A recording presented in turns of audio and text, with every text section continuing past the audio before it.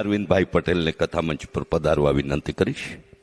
અમિતભાઈ, નિમિષાબેન, સ્મિત, ગ્રેસી, કૃણાલ અને હાર્દી પણ કથા મંચ પર આવી જાય તેવી વિનંતી છે.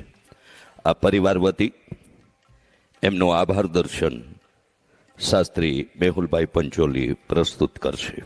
એ પૂર્વે તથાસ્તુ વિદ્યાપીઠની સેવામાં 5,000 રૂપિયા સ્વર્ગીય બાબુભાઈ કરશનભાઈ તળપદા પેટલાદ, 5,000 રૂપિયા સ્વર્ગસ્થ રમેશભાઈ મૂળજીભાઈ કાચિયા હસ્તે મીનાબેન રમેશભાઈ કાચિયા પેટલાદ, 5,001 દિનેશકુમાર તુલસીદાસ મકવાણા સોજિત્રા, 5,000 રૂપિયા સુલગ્નાબેન ભગવાનદાસ કાચિયા પેટલાદ, 5,000 રૂપિયા મનહરભાઈ જવહરભાઈ પટેલ દંતેલી,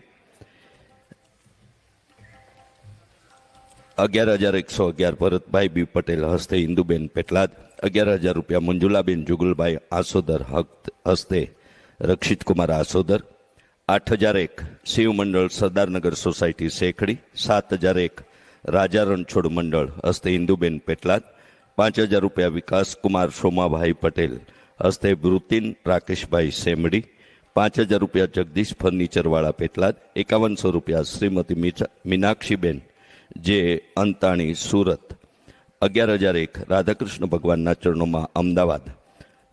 આ સૌ દાતાઓનો આભાર વ્યક્ત કરતા આભાર વિધિ મેહુલભાઈ પંચોલી સંપન્ન કરશે. એ બાદ આરતી સંપન્ન થશે.